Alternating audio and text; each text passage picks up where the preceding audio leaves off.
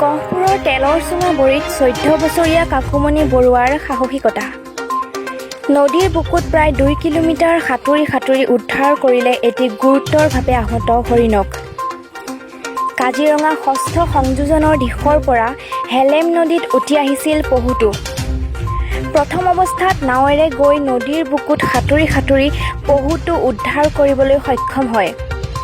গুৰুতৰভাৱে আহত পহুটো মুখ আৰু পিছৰ অংশৰ পৰা যথেষ্ট ৰক্তক্ষৰণ হৈ আছে।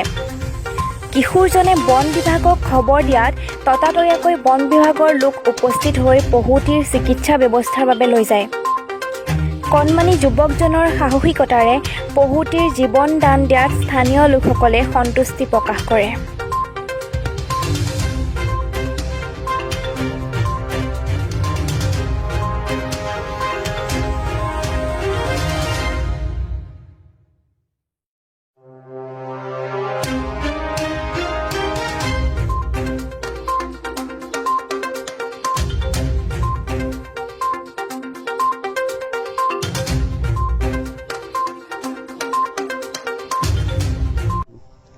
মই মামাৰ ল'ৰাৰ লগত ৰাস্তাত ফুৰিব গৈছিলোঁ নদীৰ ফালে। দেখিলোঁ ফেন নিচিনা কিবা আহিছে। পিছত ভাবিলোঁ কিবা মৰা গৰু আহিছে।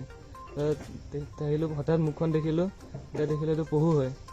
2 কিলোমিটাৰমান সাঁতুৰি পেলাই পহুটো ওচৰত গ'লোঁ। পহুটো পলোৱা নাছিলে। পহুটো ধৰি আনি পেলাই চালোঁ পিছ অংশৰ পৰা তেজ ওলাই আছে আৰু মুখত আঘাতপ্ৰাপ্ত পহুটো মুখতো। ধৰি আনি হিমেক্স লগাই পেলাই মাখি চাখি পৰি আছিলে তেজ ওলোৱা জেগাৰ পৰা আনি পেলাই থলোঁ। ফৰেষ্টক ফোন কৰি পেলাই ফৰেষ্টৰ মানুহ আহি লৈ গৈছে এতিয়া।